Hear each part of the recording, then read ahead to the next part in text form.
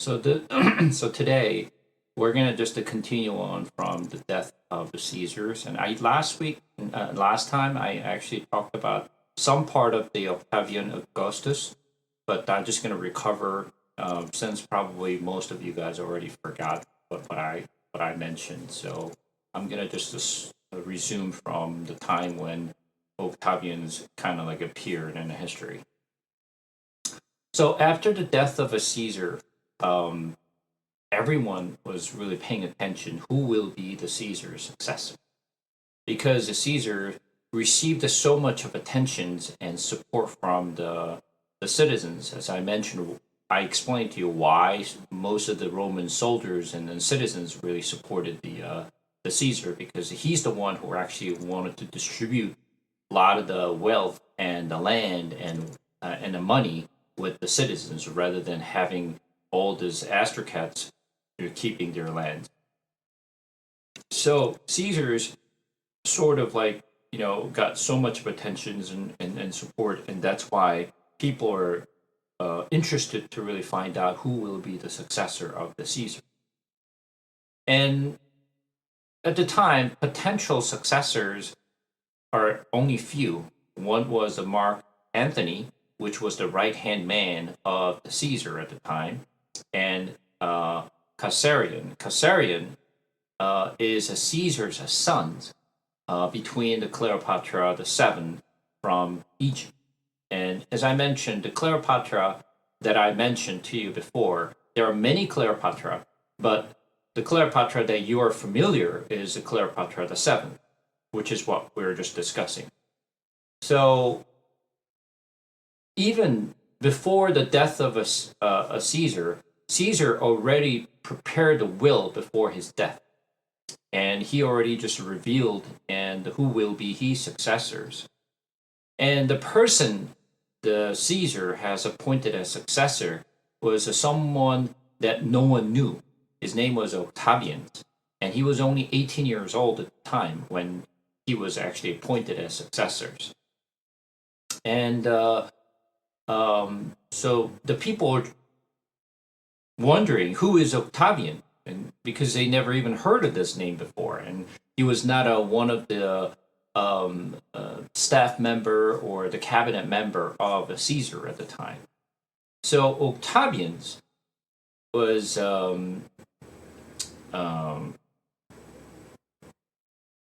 sort of like nephew. The relationship is Octavian's father died early on, and his mother remarried to another man. So when his mother remarried to another man, Octavian was actually given to Julia Caesarus. Julia Caesarus is the Julius Caesar's sister. So Julius Caesar's sister raised Octavian. So from Julius Caesar's perspective, Octavian is he's his sister's grandson. So when Octavian was growing up, Caesar's had a kind of attentions to Octavian's. He saw the potential, and he saw how he was doing. So he was keep watching Octavian's growing up, since he was actually raised by his sister's hand. So, but he did not really reveal that he's watching over the Octavians or paying attention to or reveal his name to the public. So not many people knew about Octavians. Only some of the folks who actually guard him. Someone who actually supporting Octavian knew it, but most of the public did not know who he was. And Caesar was kind of like watching over the Octavian as a successor. So from most of the public's perspective, people thought that Caesar's successor would be his son, Caesarion.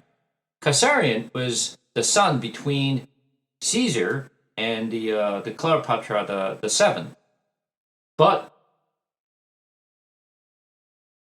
Caesar wrote on his will that Caesarion, his son, will not be successor, but rather Octavian will be his successor. So you could imagine that how much that the Cleopatra was disappointed when she found out. I'm going to talk about the Cleopatra the seventh a little later on, but you could imagine how disappointed she was.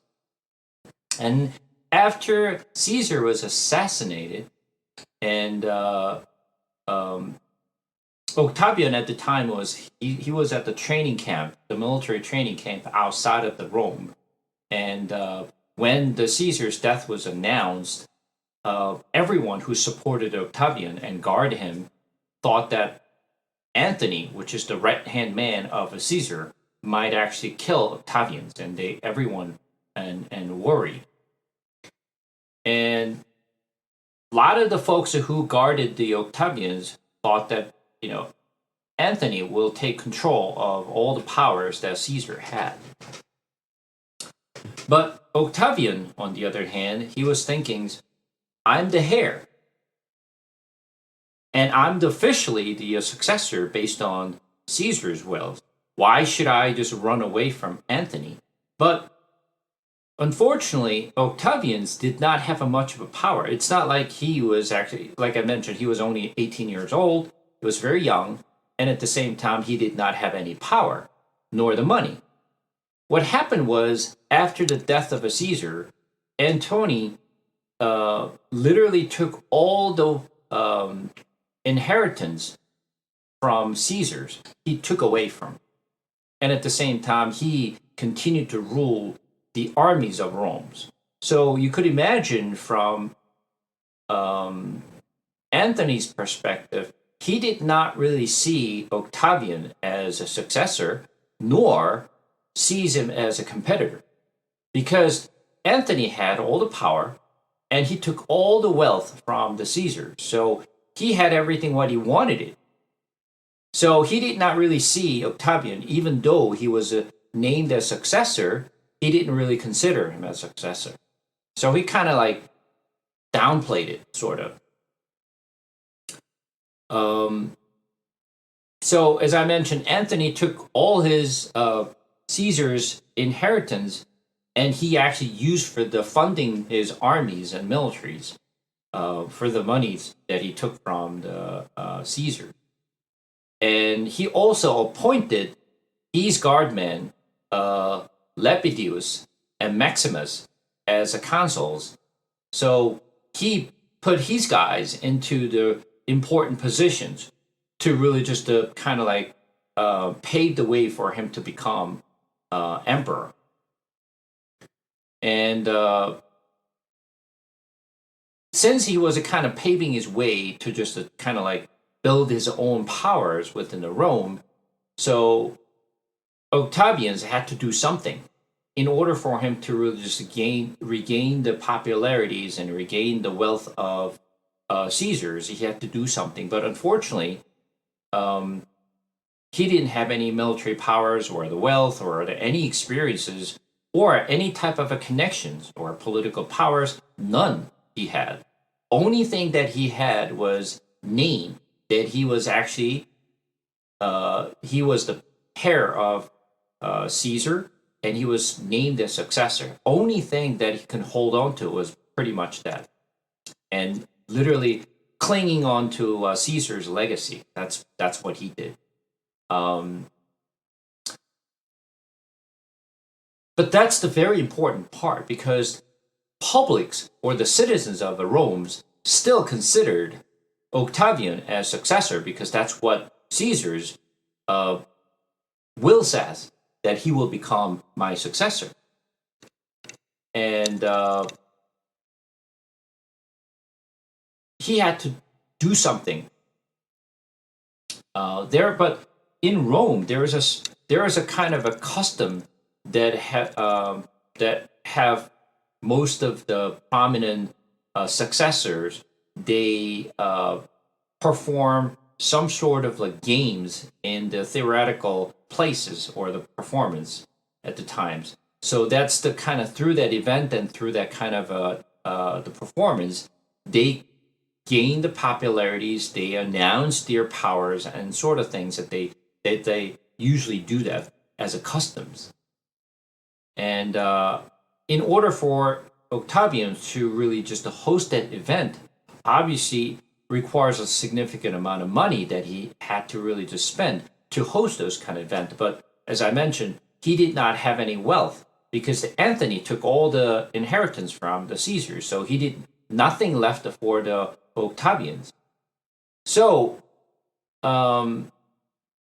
he requested Anthony, hey, I want to host this event. Please just allow me to really just have event, and also give me some money from my father, because Octavian, even though he was nephew, Caesar adapted him as his stepson. So from Octavian's perspective, Caesar was his father. So Octavians asked for the money that my father had, but Anthony would say, no, you're not getting anything. And he would not even support him to really just to host that event, because he knew, offering him or allowing him to have that event is kind of disadvantage for the Anthony. So he would not allow him to have those kind of events or the performance. So he literally took it down and he did not allow him to have anything. So since Octavian knew that he did not have any power nor the money, so there's nothing he can really do much. So what he did was he actually collected the money from his own supporters, that at least some of the public sees him as a successors. He just kind of like, collected the money from his own supporters to host this memorial games for himself without getting any help from Anthony. And then when he hosted that event and performance, whatever he actually collected the money from his supporter, during that event, he distributed that money to the publics who came to that event. So you could imagine the people who came to the event, what they will see from Octavians. Oh, Octavians does exactly what the Caesar was doing, because that's exactly what the Caesar was doing. So it is the kind of a tactic and strategy that Octavian was kind of like announcing himself that he is a successor, and I will do the same thing what my father had done, that I will distribute the wealth to you. So you could imagine how much interest and how much of a support that you would receive from the publics. So he started to gaining more attention from the publics and acknowledge him as a successor. And when this happened, there was another thing that happens. During that time, one of the army was kind of planned to dispatch to Parthian expeditions with Caesars before the Caesar was assassinated. And while they were dispatching, since the Caesar was assassinated, they had to retract. They had to come back to Rome. So many of the soldiers actually came back to from Greece and coming back to Rome because Caesar was assassinated. And after they came back, they had to make a choice. Choice being, all right, now we're back here in Rome. Now, who do we have to actually support? Who do we have to actually follow? Should we follow Anthony, or should we follow the successor Octavians? So the soldiers was kind of like they were struggling to figure it out who they should follow. And from the Anthony's perspective, absorbing those armies who came back from Greece is what he wanted it, so that it can expand his power, right? Military powers. But the soldiers who came back from Greece they decide to follow the successor, which is Octavian's. So when that happened, obviously Octavian's got some military power by receiving or taking those the armies who came back from Greece. Of course, compared to Anthony, military powers are still weak compared to Anthony, but at least he gained some powers and tractions from the peoples and supporters. And after they came back, and since they started to follow the Octavians, um, the uh, the public, so the citizens, to started to realize, oh, Octavian is actually gaining more powers, even though it's very small, but still he's actually getting a power from Caesar's, and obviously he holds the title of heir of Caesar's, and that title is just the power of that title is tremendous, and many of the soldiers actually decided to come under the Octavian's controls and his commands. Um, but unfortunately, he was too young, and he did not have the leverage to really just kind of like use the political powers or anything like that. So he was struggling. So by the time when he became age of 19, he was elected as consul, which is one of the highest positions of the political systems. And while Octavians had tremendous influence and gained the sort of acknowledgement from the people that he is the successor and he will be the actually carrying over the Caesar's legacy. Um, but the problem was Octavian still felt that he doesn't have enough power to compete with Anthony. So what he had to do was he had to cooperate with Anthony instead of fighting with him because he knew that he did not have that enough power or wealth to compete against Anthony. So the strategies, I need to work with them until I gain the power, until I gain the popularity from the peoples.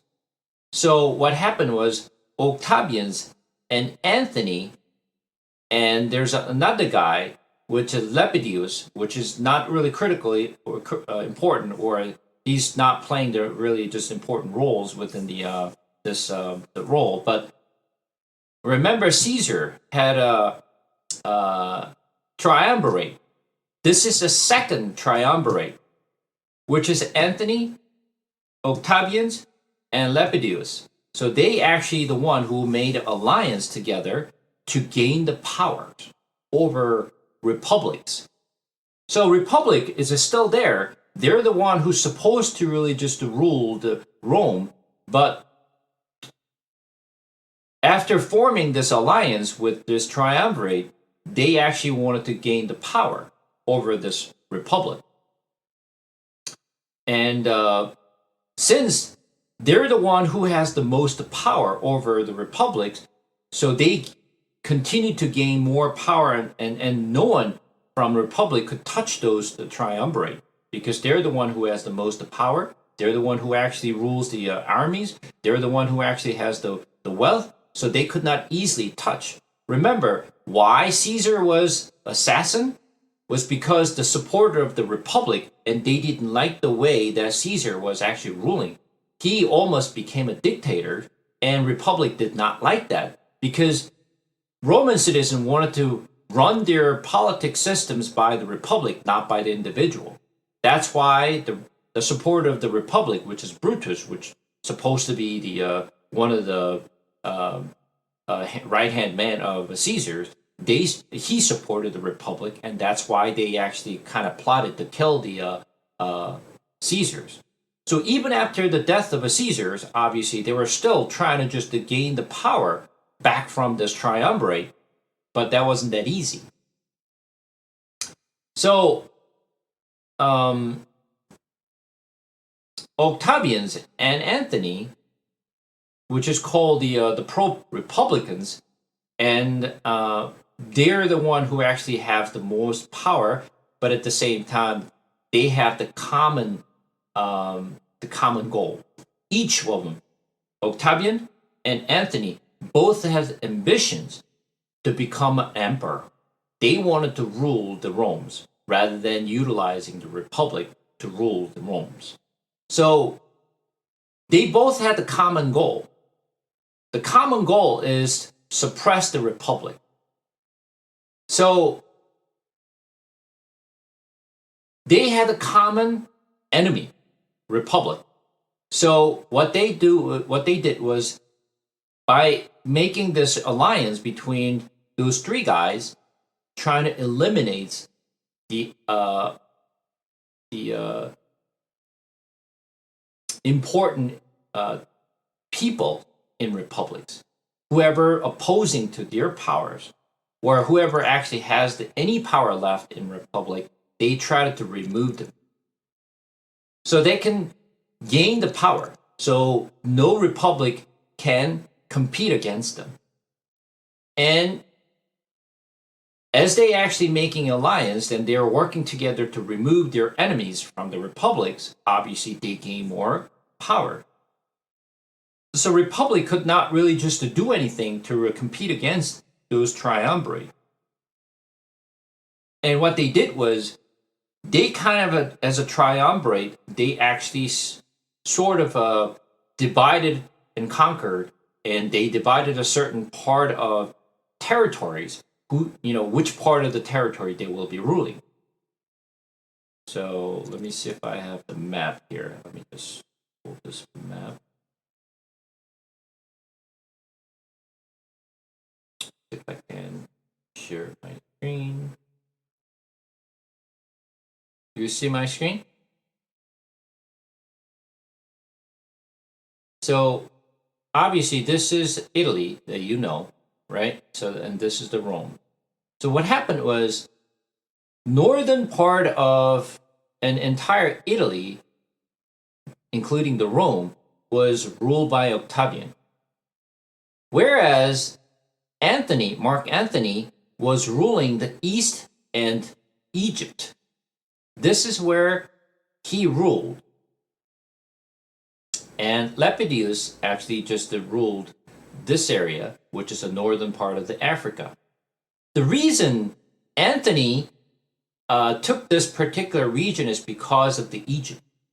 Remember, even though the power of Egypt had weakened, still, when you think about it from the old times, they still had the wealth. This is the place where they actually produced the most of grains. So it was still wealthy and still had the power. So Antony wanted to just rule Egypt, which is what we called as Ptolemy Empire.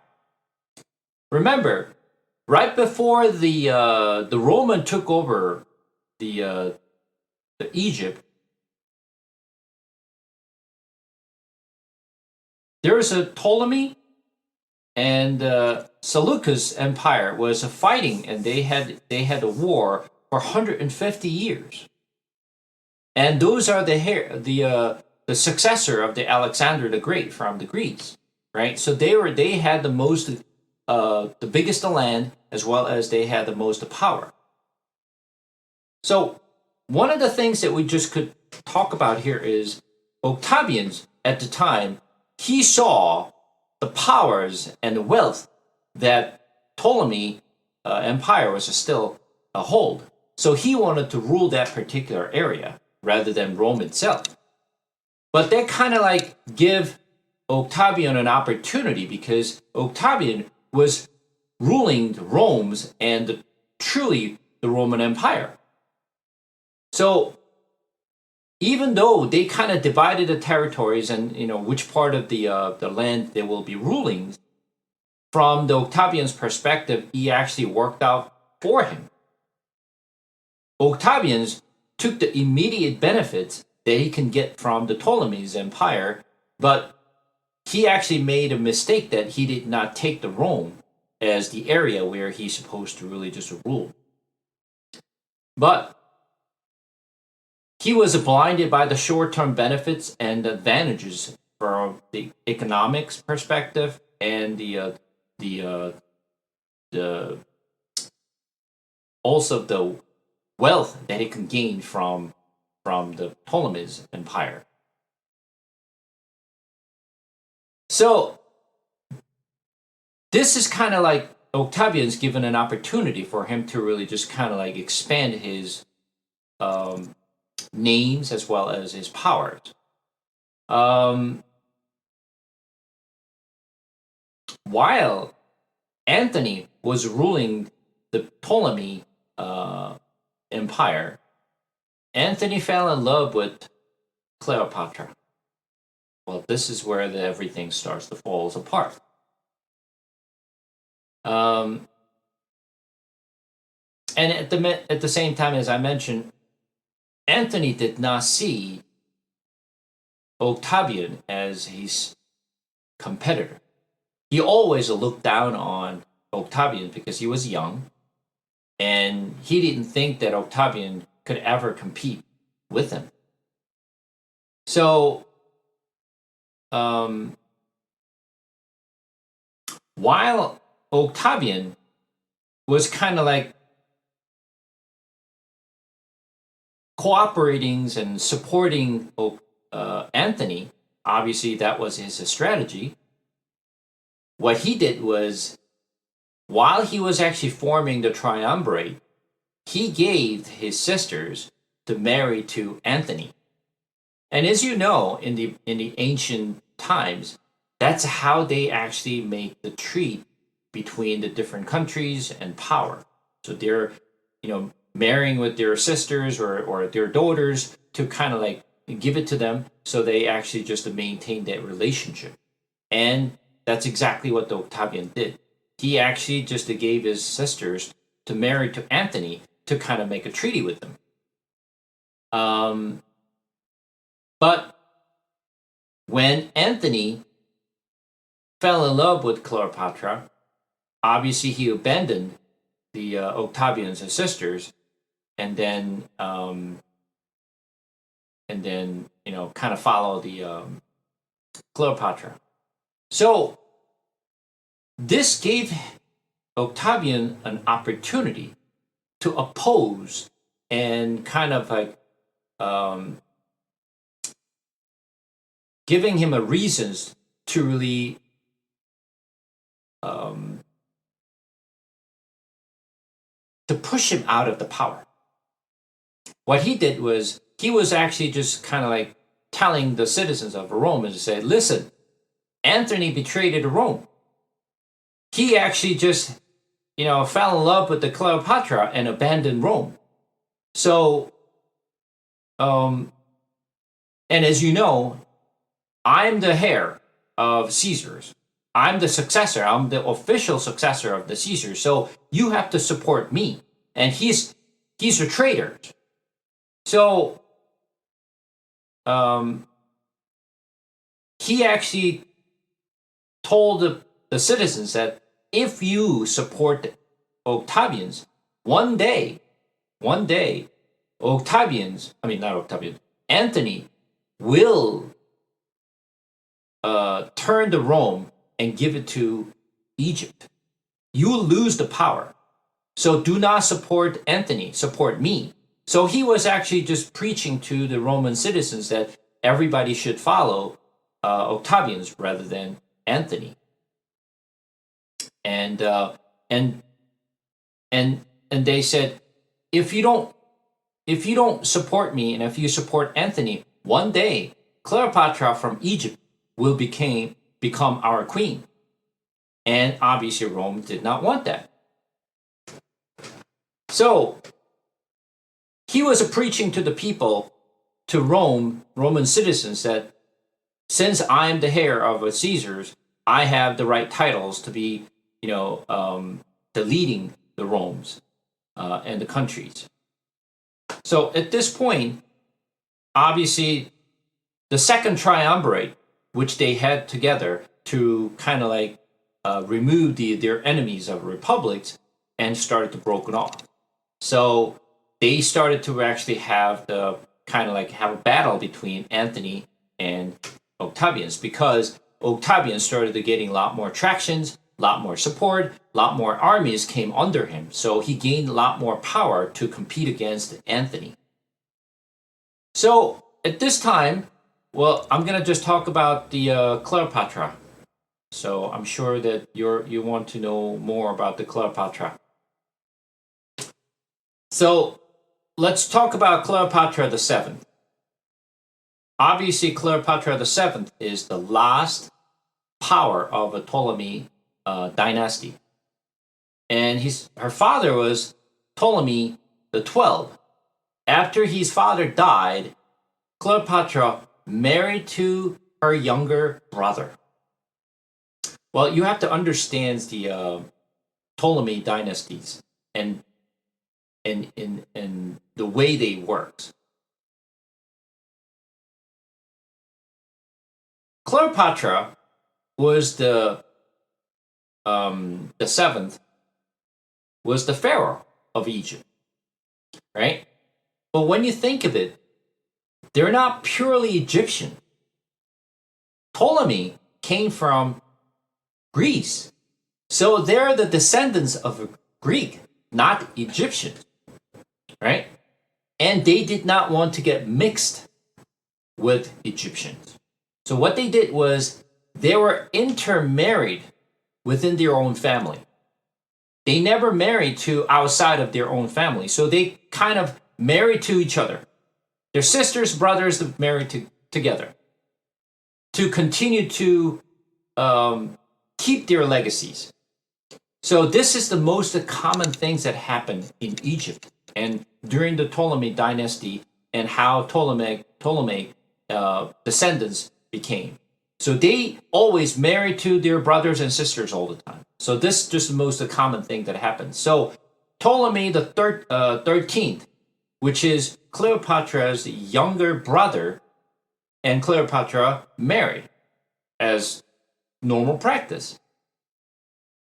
And before Cleopatra married to her younger brother, Cleopatra the seventh was the rulers of Egypt at the time. But what happened was, after death of her father Ptolemy the 12th,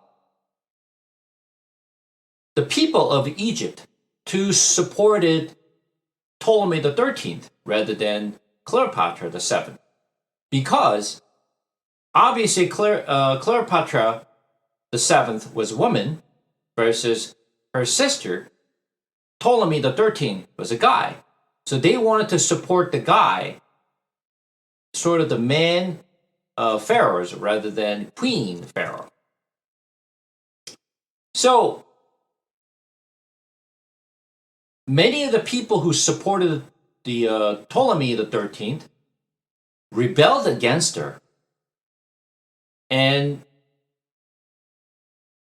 Cleopatra was receiving internal resistance who supported her husband, which is the Ptolemy the 13th. So there was always rebellions that has occurred in Egypt internally within her own country, but at the same time there was always a threat coming from Rome, which is external the issues that she was dealing with. So internally and externally, she was facing many challenges at the time. So what happened was, the Pompey, remember the Pompey, the general who had a triumvirate with Caesar, right? After the Pompey broken off from the triumvirate, they were fighting each other. Caesar and Pompey was fighting each other, and Pompey lost the battle, and Pompey ran to Egypt as a refuge. So Pompey was staying in Egypt to kind of like regain his powers and preparing for the next revenge. Ptolemy the 13th, which is Cleopatra's husband, was kind of like guarding him from Caesar for a little while. But he recognized that Caesar's powers, is much bigger than they thought. So what he did was, in order for us to really just to protect ourselves, we need to really do something. So what he did was literally he killed the Pompey, and Ptolemy the 13th took the head of Pompey's head and brought to Rome to Caesar. And he was just saying, look, Caesar, I actually just, paid the revenge for you. Here's the head of the Pompey, which is your enemy. So he thought that he will gain the support from the Caesar, since he actually removed Caesar's enemy. But from the Caesar's perspective, even though the Pompey was enemy from his perspective, Pompey is still the Roman citizen. So from his perspective, even though he should give support to Ptolemy the 13th, and said he's the one who actually killed the Roman citizens. So he had to just to kind of like pay back for what they had done, which was something that Ptolemy the 13th did not expect it. When he saw this was happening, obviously Cleopatra the 7th was actually threatened and thinking, you know what? What would Caesar do to Egypt? My fate and Egyptians' fate now depend on Caesar's. I have to do something to protect myself, my kingdom, and my people. So she was trying to just to figure out what to do about this to really protect the Ptolemy dynasty. So she did not wait. Instead of waiting for something to happen, she was proactively doing something. So what she did was, when Caesar came to visit Egypt, and Caesar's was notoriously weak at women. He was very weak at women. And Cleopatra knew. So what she did was she wrapped herself in a carpet and carried over to the Caesars. And Caesar said, "What is this?" And Cleopatra unwrapped the carpet, and then she just came out of the carpet and said, "Here's the present for you. Here's the gift to you." You could imagine what the Caesar would do. At the time, Caesar was 52 years old. Cleopatra the 7th was 21 years old. She was at the peak, most beautiful looking and shape, and she, according to the historians, she was the great in politics. She was a great in foreign policies, and she spoke many languages, and she was really, really attractive. So then, what would Caesar do in the situation? Obviously, when Caesar saw the Cleopatra came out of the carpet, he fell in love with Cleopatra. And he was really captivated by the Cleopatra, and obviously, Caesar took her in. And I told you that between the Caesar and the Cleopatra the 7th, they had a Caesarea, which was a son. So Cleopatra's strategy was, if I can seduce Caesar's and kind of like utilize Caesar's power and authority that he has in Rome, then my kingdom, my people will be protected. And at the same time, eventually, if I became a queen, then not only Egypt, but also be able to rule Rome together. So she had a big ambitions, and she had a strategies to how to gain the control of the Egyptian dynasty as well as the Rome. So Ptolemy 13th watching her doing things, what she was doing, he was upset, right? Because remember, even though the Ptolemy the 13th was a brother of Cleopatra, he was husband of Cleopatra. Now the Cleopatra is actually now with the Caesars. He had to do something, otherwise he would be killed and he will be removed from the power. So he had to actually do something to fight against the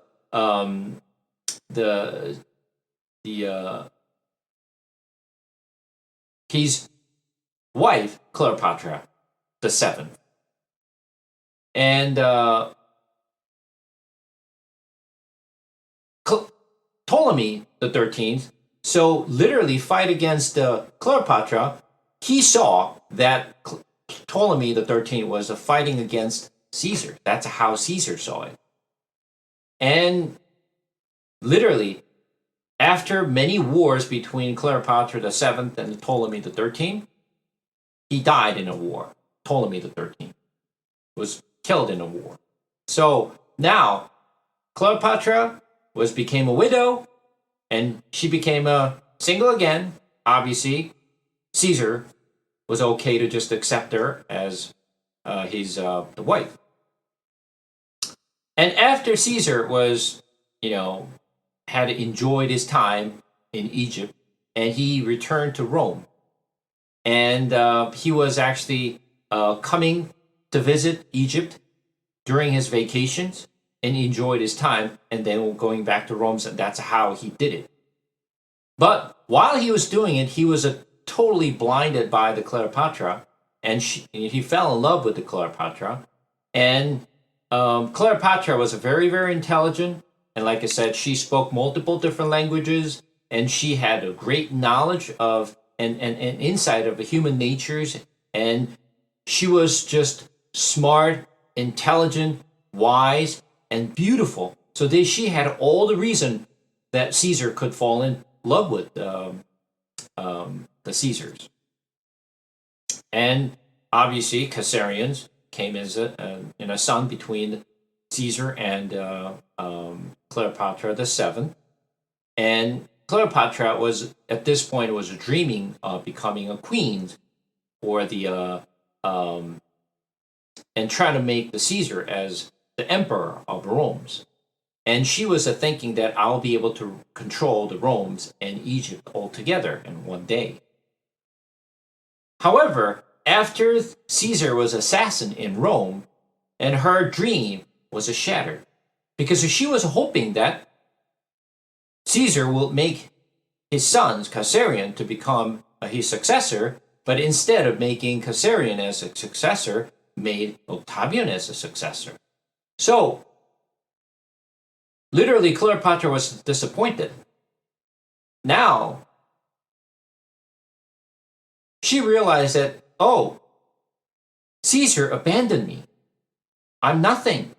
Without the Caesar, obviously, she was nothing. She couldn't really do anything after the death of the Caesars. But Cleopatra the seventh would not give up and let everything just flow the way it should be. So she had to come up with a different plan. Now the Caesar's gone. Now he have to do something. And he saw that now Antony is actually gaining the power, and he's ruling the part of the Egypt. So she was thinking Egypt independence and my control, my power of this country, it is now now in the hand of Antony. So I have to do something about the Antony.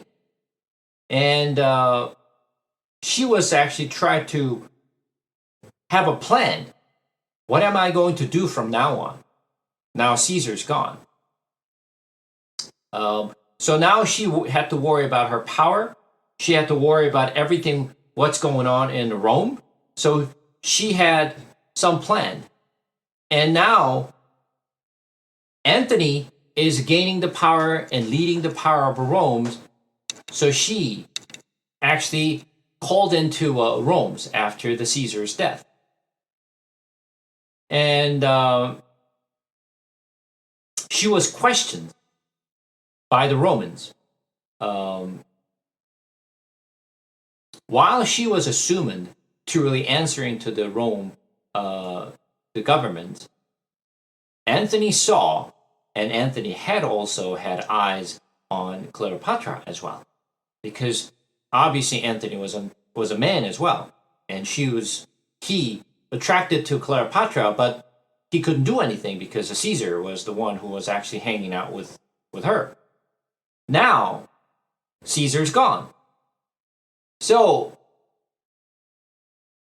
while she was actually summoned to Rome and staying in Rome, and kind of Cleopatra seduced Antony.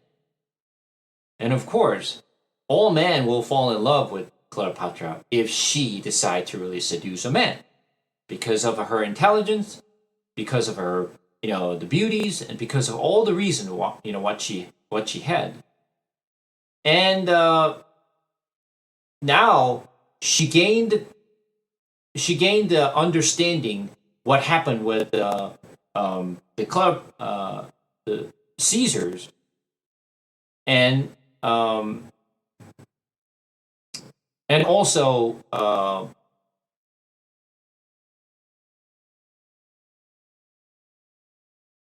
she had to come up with a different strategy while she was actually attracting and seducing the Anthony, and I had to make sure that Anthony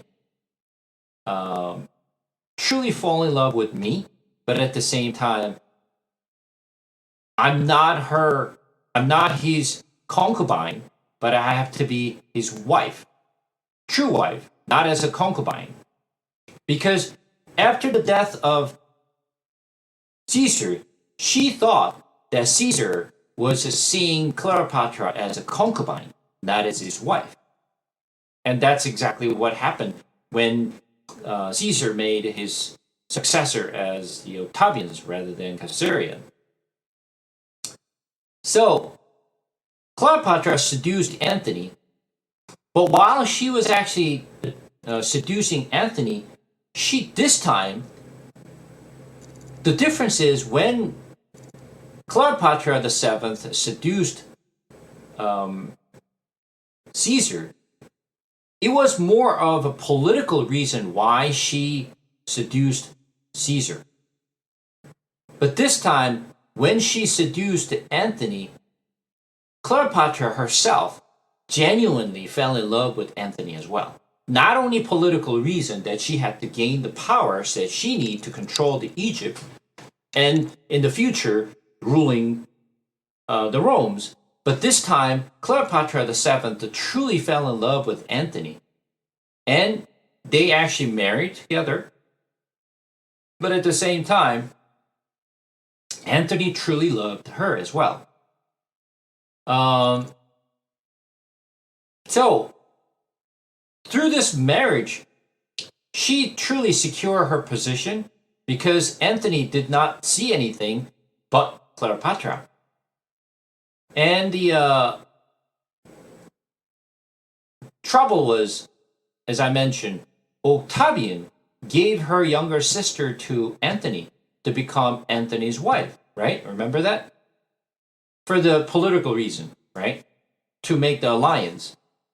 Even though this is a political marriage, but still it's a marriage, right?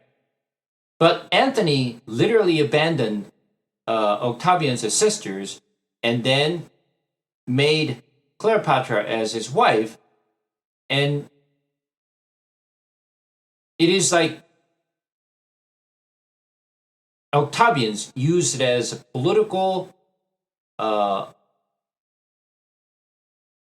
what's the word that I'm looking for? Propaganda, sort of propaganda, to really just telling the not U.S. Roman citizens that Antony betrayed Rome, and he chose Egypt over Rome.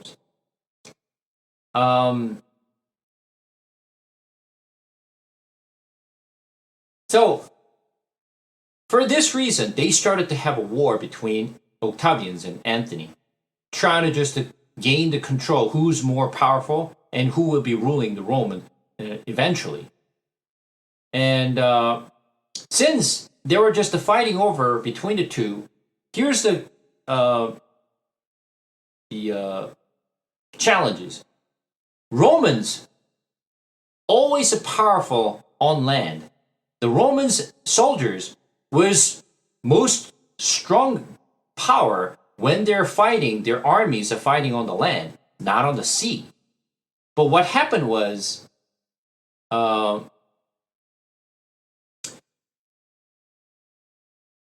when Octavians came to fight with Antony, Antony was literally just a laugh at Octavians. I mean, this little kid is just trying to fight against me, and he's not going to be my competitors. He's not going to be actually fight over me, and he's going to lose the battle. And Antony was very, very confident that he will actually win this battle.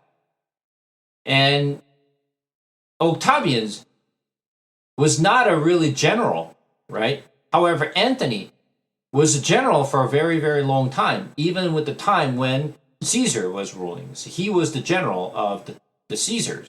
So he was actually the hero and he was the warriors, and he knew about the war very, very well.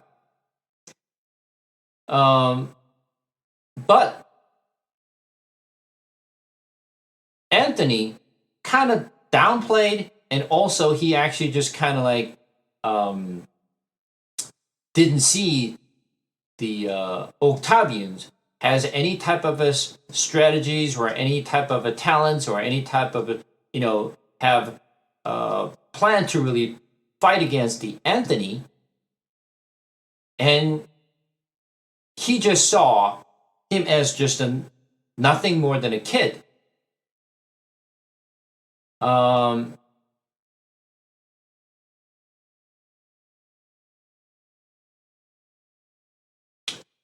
What happened was, Antony initially planned to fight with Octavian's army on land, which is where they have the most power and know and have knowledge of how to actually fight against the other the forces. But Cleopatra insisted Antony to have naval battle instead of having the battle on the land. Because of the Cleopatra's insistence, Antony changed his plan to have the naval battles instead of on land, which was the big mistake that Antony made. And what happened was, Antony did not have much strategies on the seas, because he did not have many battles on the seas. He did not have experience with the naval battles. So when he actually just had a fight with Octavians on the sea, well, he didn't do very well, unfortunately. And what happened was, Octavians was actually had a plan to really just fight on the sea on purpose to defeat Antony. And this is what you know as Actium, the Battle of Actium. Battle of Actium is a very, very famous the battle in histories between Octavian as well as Antony together. And the Agrippas, which was the person under the Octavians, knew very well about the naval battles, and he had a strategy to fight against Antony's the forces. And the Cleopatra literally just deserted the battle line, and her the forces retract. And not only that, Antony heard the news that Cleopatra was killed. She died. And when Antony heard that news, which was the fake news, Anthony literally ran back. He came back to Egypt, and he was lost his own mind since his lover, Cleopatra, was dead. As I mentioned, it was the fake news. So what happened was um, Anthony did not have a hope to live anymore since Cleopatra is dead. So he killed himself. And Cleopatra was still alive, but when she heard the news that Anthony was killed and he was actually suicide, Cleopatra, on the other hand, she also lost the hope. She didn't want to live anymore. She now lost Anthony. She did not have any hope to live anymore. No, the powers, no control over Egypt or Rome. She did not have an interest. She was just barely a woman who loved Anthony. And that's when Cleopatra the Seventh brought the venomous snakes and had that snake to bite her to kill herself. So Cleopatra the Seventh was actually intentionally have the venomous snake to bite her and then killed herself. So at that time, Anthony was killed and Cleopatra the Seventh suicide, both of them. So they just went behind the history. So that's the story between Anthony and Cleopatra the Seventh. So is that something that you know, this whole history, or is it something new to you?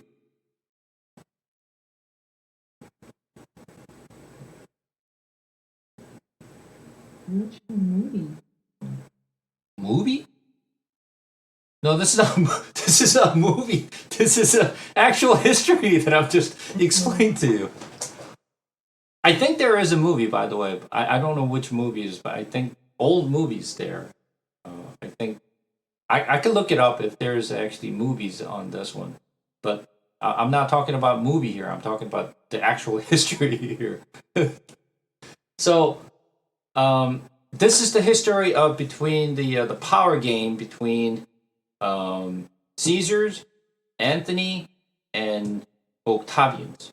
As I mentioned, the reason that I actually go over this story of all this Rome's is because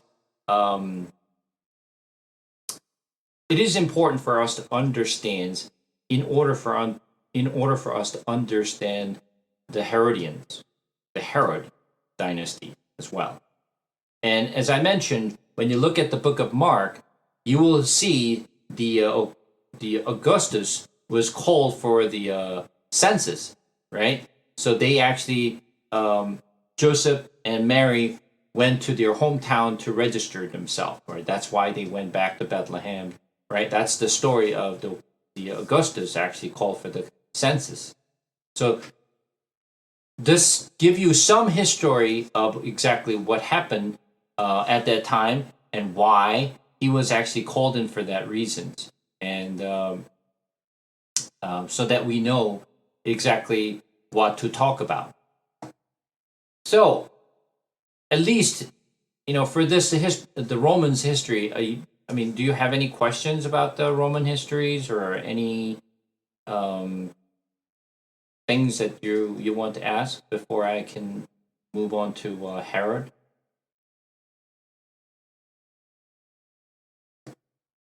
Yes? No? The only person who normally asks many questions on the historical factor is Amy.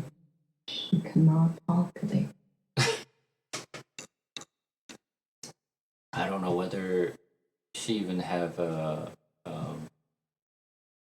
energy or have any right mind to really even listen to my story because she's not really feeling well. Okay, she's laughing, but she doesn't have any questions. So let's talk about Herod.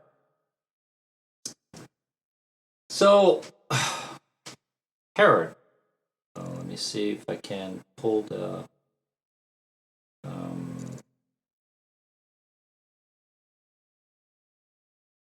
diagram or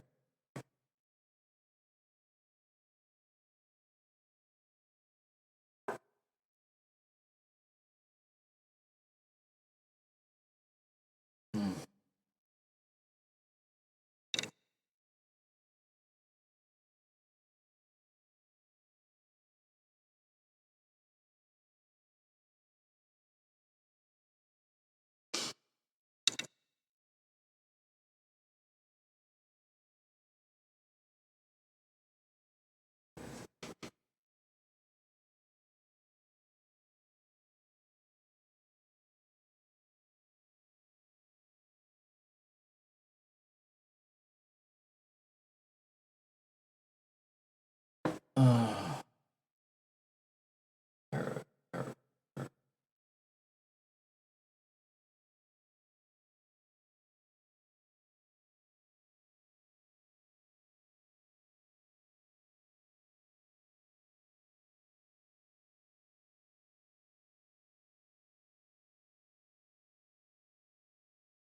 Okay, let me just share the screen.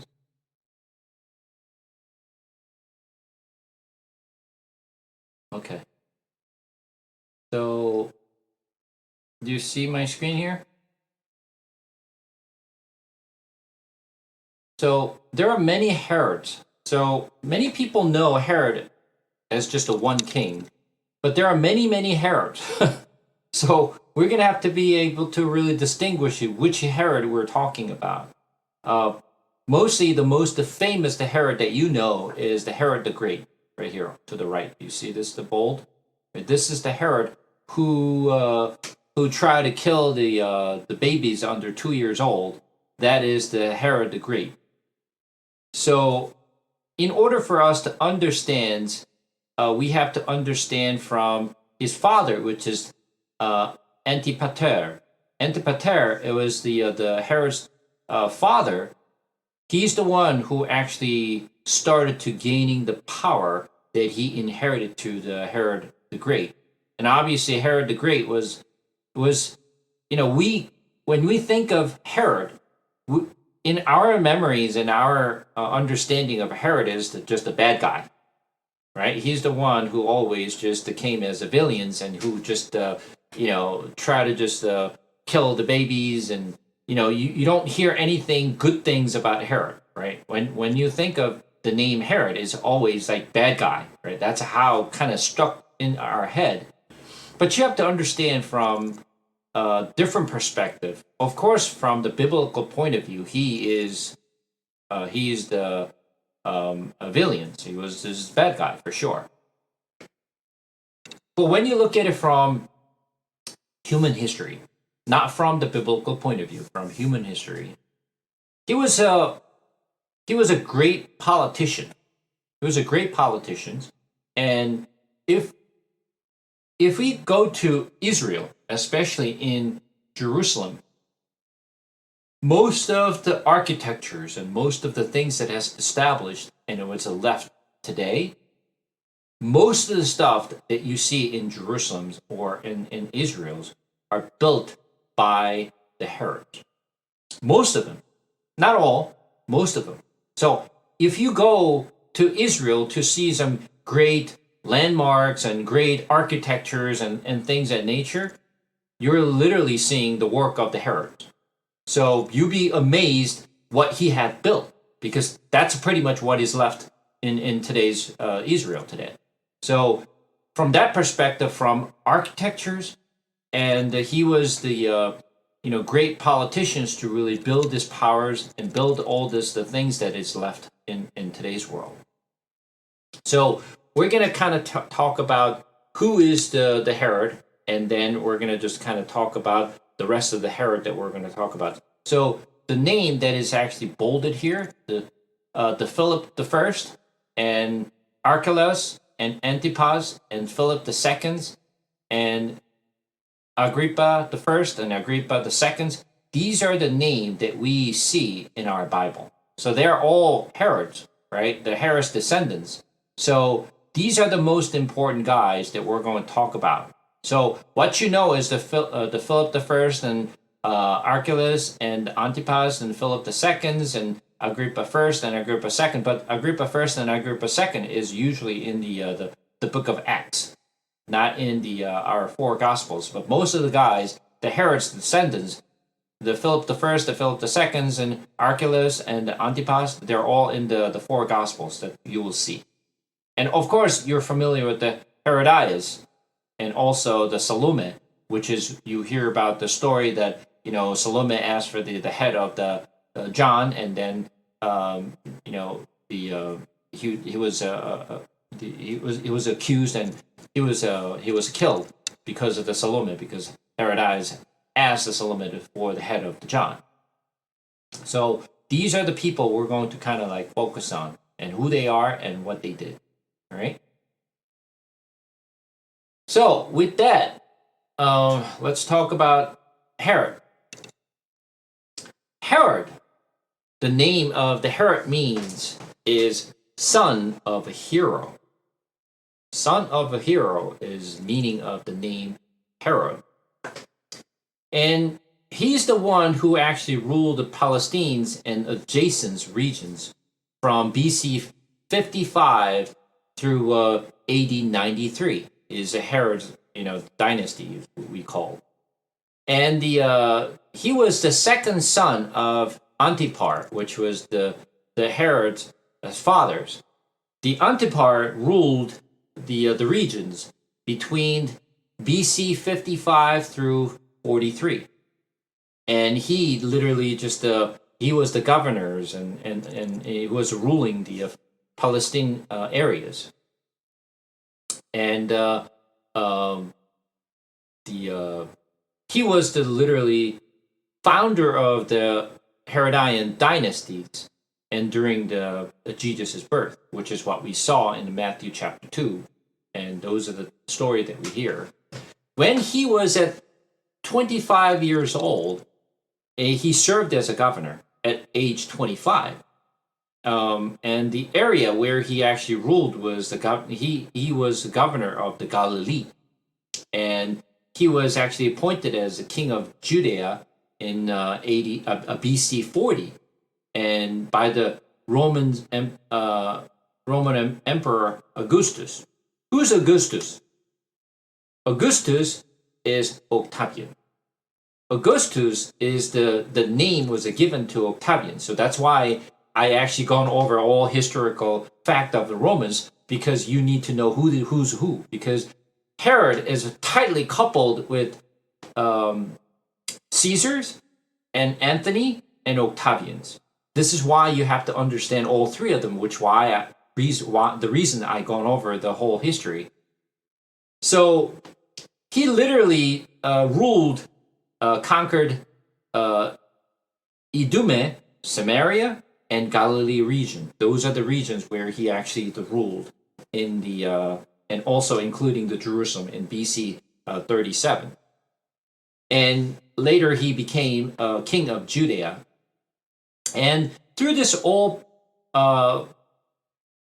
he actually possessed a very, very strong characters, and he had a very interesting capabilities. And also he actually had a lot of the cruels behavior. He demonstrated a lot of the cruel behaviors. And notionally that we know, he actually just did literally he's the leader of the massacre of Bethlehem, who killed the babies under 2 years old, right, to continue to have the power in the regions, because he did not want to lose the power that he actually just gained over time. And he's the one who expanded the Jerusalem's temple, which was expansion of the second temples. The second temple was after Judeans came back from Babylonians captivity. They actually rebuilt the second the temples, and Herod is the one who actually expanded. So when we actually go to Jerusalem, and when people are just praying before the Wailing Walls, or the Western Wall that we know, right? That's the wall that Herod built. It's not from the Second Temples that was built in back when they came back from Babylonia. So this is why I mentioned that most of the architectural the stuff that we see in Jerusalem or in Israel's regions are literally just built by the Herod. And he died, and when he died at almost age of 70s, and he died in BC 4. This is very important. If he died in BC 4, and he's the one who killed the babies on the under age of 2, right? You have to understand this. How do we know our calendar? Today, I mean, we're living in the year 2025, right? Which is AD, Anno Domini. So we actually sees the birth of Jesus Christ is as the beginning of the year, right? But if Herod died in BC 4, that means the massacre happened before his death. So our calendar year is not exactly line up. So I'm going to talk about the calendar differences later on, but not today. But there is a discrepancy between the actual year of 2025 versus how this we see it as the birth of Jesus Christ, which means birth of Jesus Christ happened before, because the Herod died in BC 4, and he died in disease, and he actually died in the complex complications, literally. And second Herod that we're going to talk about is Archelaus. Archelaus is also a very important person. Archelaus is the Herod's eldest sons of Matthias. We're going to go over the chart that I just showed you before. And he ruled Judea between BC 4 and 86. So short period of time. He only actually ruled for 10 years. And this is what we see. So when you let's turn to Matthew chapter 2 for a second. Matthew chapter 2.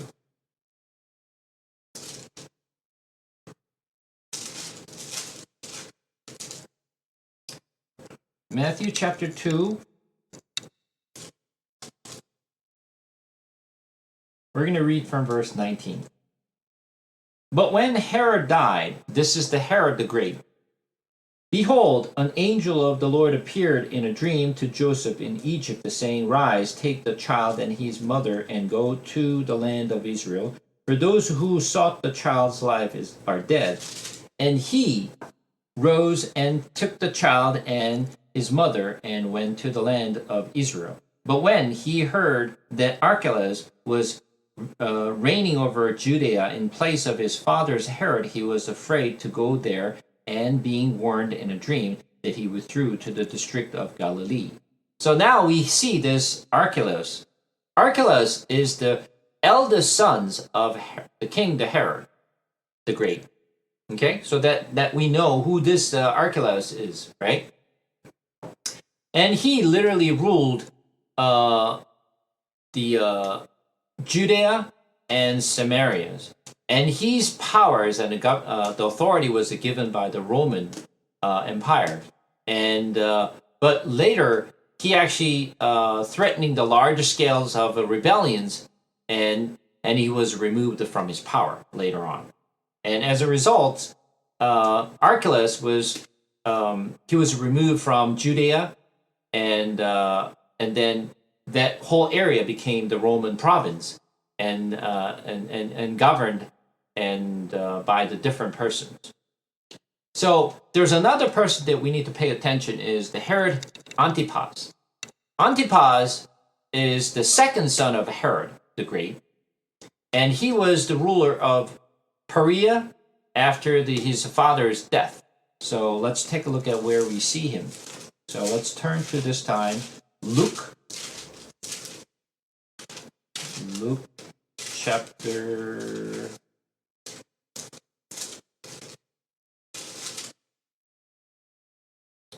Luke chapter 3.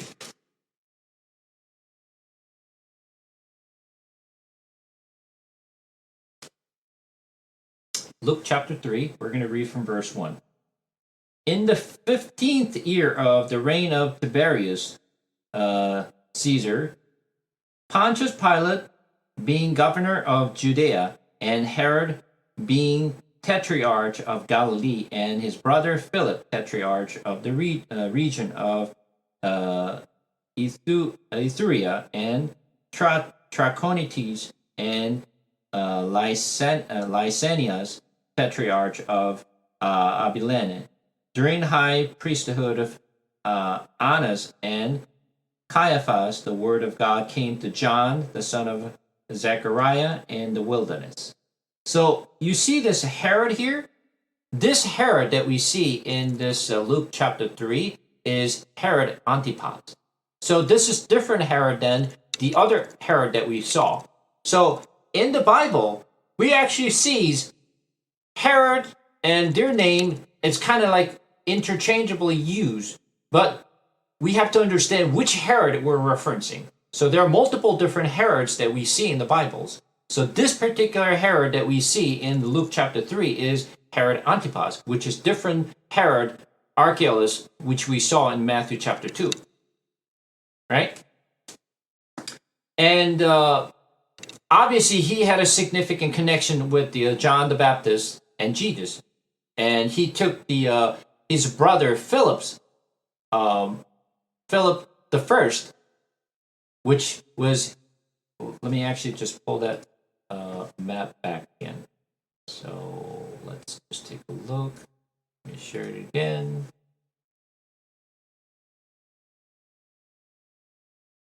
You see?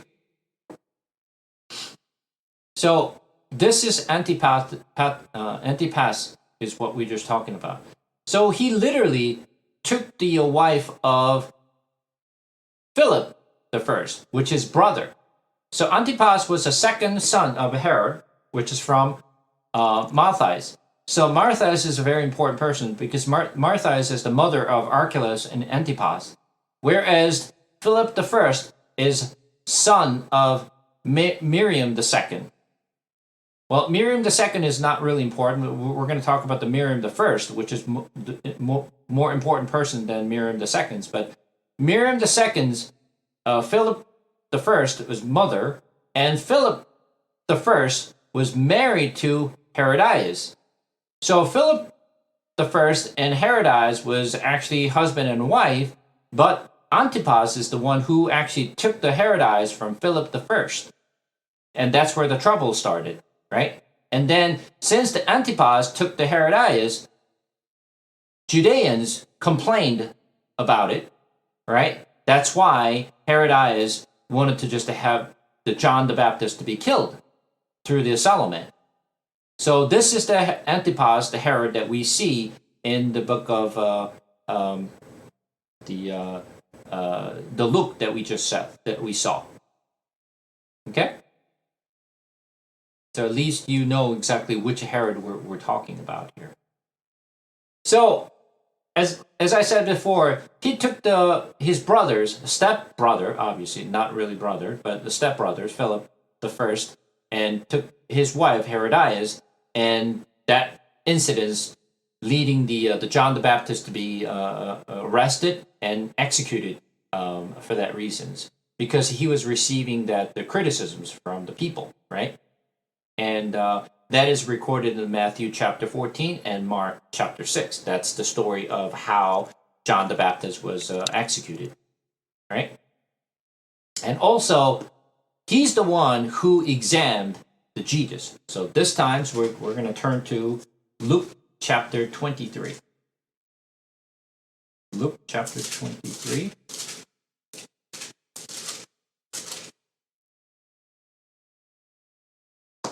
Luke chapter 23. We're going to read from verse 1. Then the whole company of them arose and brought him before Pilate, and they began to accuse him, saying, Who found this man misleading our nations and forbidding us to give tribute to Caesar, and saying that he himself is Christ, a king? And Pilate asked him, Are you the king of the Jews?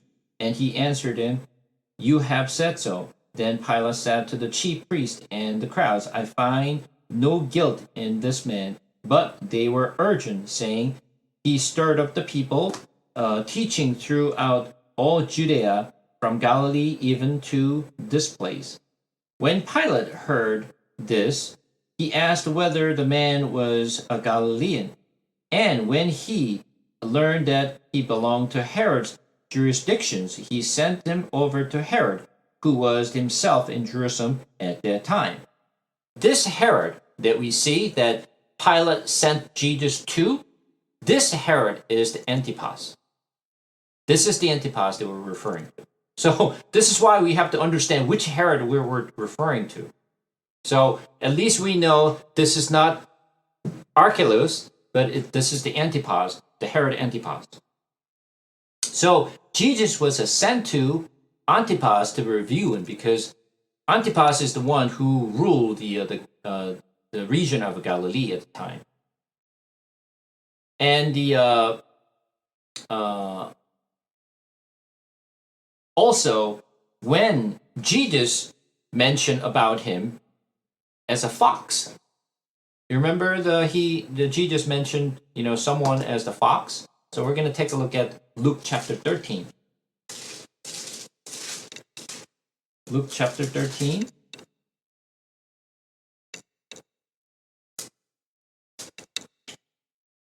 Verse 31. At that very hour, some Pharisees came and said to him, Get away from here, for Herod wants to kill you. And he said to them, Go and tell that fox, Behold, I cast out demons and perform curse today, and tomorrow, and the third day, finish my course. This Herod that Jesus called as a fox is Antipas. This is the Herod Antipas he's referring to. He's the one who was ruling that region at the time. So that we know that at least Antipas appeared in various different places in the Bible, that who Jesus was referring to and who Jesus was actually just sent to for review. And he also built several cities in the regions, but eventually he was exiled later on. So he's expelled out of it. The next, the Herod that we need to know is the Philip I, which we just briefly talked about when we discussed about the Antipas. So Philip I, Herod Philip I, was the son of Miriam I. Miriam first was the daughter of high priest Simon. So she came from the line of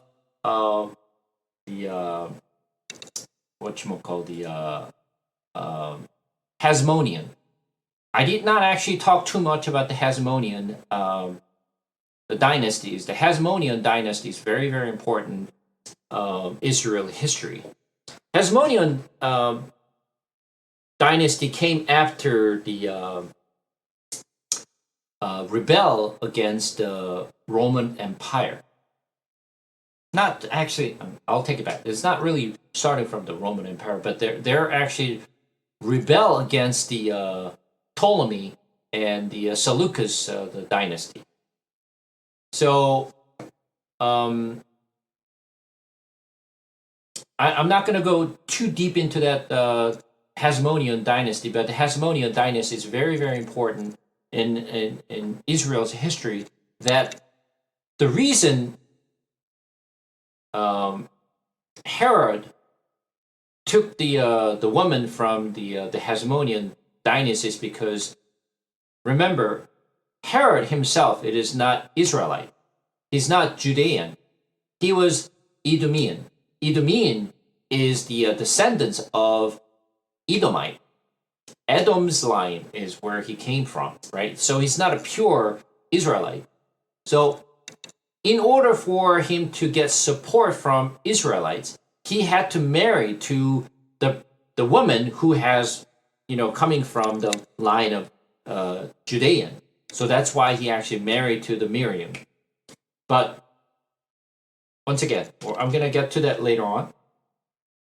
So the Miriam first was, Philip the First was a mother, and only thing that we know is actually the Philip the First was actually married to the Herodias, and later, he lost his wife to his stepbrother Antipas. So his name showed up in the Mark. So let's take a look at the Mark, chapter 6. Mark chapter 6.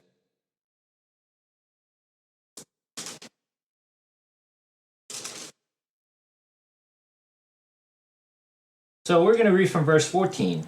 King Herod heard of it. This King Herod is Antipas, right? The first Herod. For Jesus' name had become known. Some said John the Baptist has been raised from the dead. This is why these miraculous power are at work in him.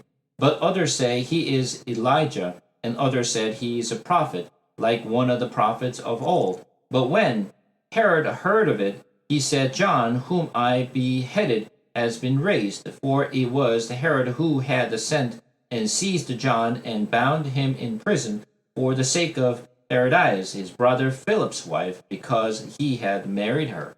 So this Philip is the one that we were just mentioning, Philip the First, which was a stepbrother of Antipas. Okay? So this Philip that we're seeing is Philip the First, because there are two Philips. There's a Philip the First and Philip the Second. So don't get mixed up with the Philip the First and the Philip the Seconds. So now we're going to talk about Herod, Philip the Second. So Philip the Second was the son of the Herod, the fifth wife of the Herod the Great, and he became a tetrarch of Italia and Trachonius.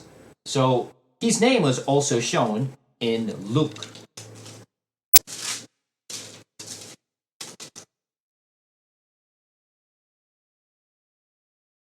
Chapter 3. We're going to read from verse 1, which we read before. So, in the 15th year of the reigns Tiberius Caesar, Pontius Pilate being governor of Judea, Herod being tetrarch of Galilee, and his brother Philip, tetrarch of the region of Iturea and Trachonias. This is the Philip II. The first Herod was one that we mentioned, right? Which was Antipas. And the second, here is the Philips. This Philip is a Philip II. This is different than Philip I we just referenced. Philip I was the husband of Herodias. This Philip we're referring to is the Philip II. So this is the different Philip. So don't get mixed up with the Philip that we just saw from the Mark that we just read, which was the husband of Herodias. So Philip II is not the husband of the Herodias. This is different Philip. Okay? And this Philip II was the most respected figure in Herodian's dynasty. He's the most respected. Of course, he's a bad guy as well, but he's the most respected out of all the Herod that we know. Later, he married to the Salome, which is the Herodias' daughter, who actually asked to kill John the Baptist. That Salome married to Philip II. So now you get the connection between what's what. So let me see if I can just bring up the map again. So it's easier to look at it. You see the map again? You see this of Philip I, which is the husband of Herodias, and he lost his wife to his step-brother Antipas, right? Herodias and Antipas later married. Now, between the Philip I and Herodias, they have a daughter, Salome, and you see this dotted line here, bing, bing, bing, go up here, pull up the second. This is how they married. So Solomon married the Philip II, which is Philip I's stepbrother. Okay? Now you see this map, and it makes sense. Before, when I showed this map, it didn't make any sense, but now you kind of see the relationship between each different Herod and how they married and who they married and, things of nature. So it's a little complicated, but now actually you start to see the relationship between each Herod. So that's why I mentioned why these names, that it's a bolded name, is probably the most important, because that's the name that you will see in the Bible. Make sense?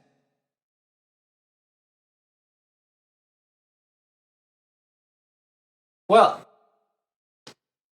then I'm going to just move on to a different Herod, which is Herod Agrippa the First. Herod Agrippa the First is the one who actually ruled the regions between AD 37 and 44. So this King Herod is also mentioned in Book of Acts, chapter 12. Let's just turn to the Book of Acts, chapter 12.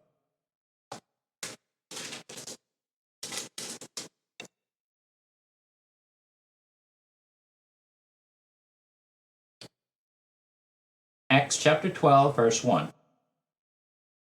About that time, Herod the king laid violent hands on some who belonged to the church. He killed James, the brother of John, with the sword. And when he saw that it pleased the Jews, he proceeded to arrest Peter also. This was during the days of unleavened bread.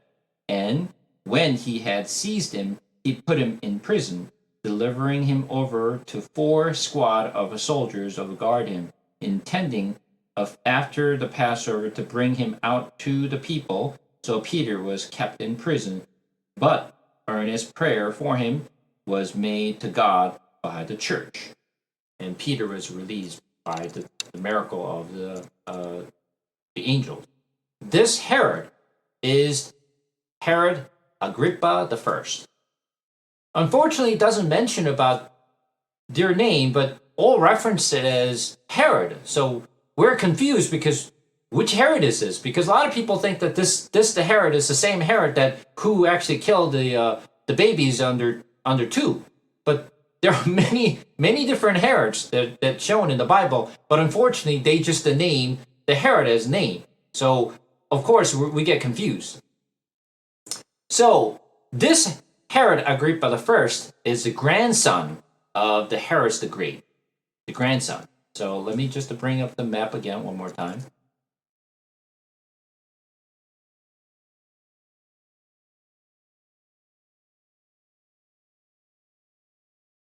Okay, right here.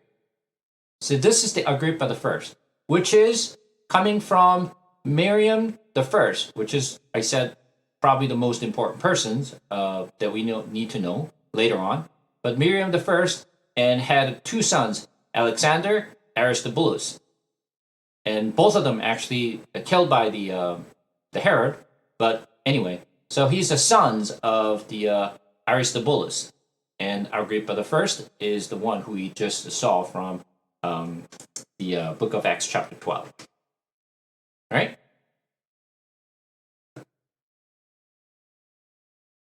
All right, so he was actually raised in Rome instead of actually raised in Judea. He was actually raised in Rome, and he received the territory, northern Palestine area, and from Emperor Caligula. I don't know if you actually know the Emperor Caligula. He was very, very cruel. The Roman Empire, the emperor, the Caligula, was just a horrible. The Roman emperor, but the power was given by him to rule that areas. And later, he actually expanded to Claudius and to try to catch his grandfather's territory. He wanted to just continue to expand his territory and that's what he did. And he was accepted by Jews because he was the line of the Miriam the first, which is the most reliable and most understandable and acknowledged the line of Herodian's dynasty. And because he was the line of Herod and the Miriam the first, he was accepted by the Jews because he has the pure bloodline of his mother's line. And since his grandmother was Hasmonean family, everyone really accepted him as a leader. He actually died in AD 44, which is I think when you actually turn to Acts chapter 12 again, Acts chapter 12, we're going to take a look at verse 20. Acts chapter 12, verse 20 says, "Now Herod was angry with the people of Tyre and Sidon, and they came to him with one accord. And having persuaded Blastus, the king's chamberlain, they asked for peace because their country depends on the king's countries for country for food. This Herod is the one that we just mentioned. And then continue on. On the appointed day, Herod put on his royal robe, took his seat upon the throne, and delivered orations to them. And the people were shouting, 'The voice of God, and not for man.' Immediately, angel of the Lord struck them down because he did not give God the glory, and he was eaten by worm and breathed his last." So this particular the Herod that we just mentioned here is actually the Agrippa the first. So now you know which Agrippa. So this Agrippa the first is the one who killed John's brother, the James, and he's the one who actually put Peter into the prison, and he's the one who angels struck them down to kill him. So this Agrippa the first was the one who was killed in AD 44. The Herod we're going to review here is Agrippa the second. He's also the son of Herod Agrippa the first, which is the one who just killed, right? He was born in AD 27 and received the royal title from Claudius. And he had actually received the authority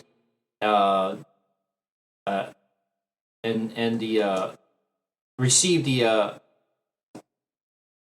position as a high priest between AD 48 and 66. And he tried to become a priest and rules as a priest, not only just the king. And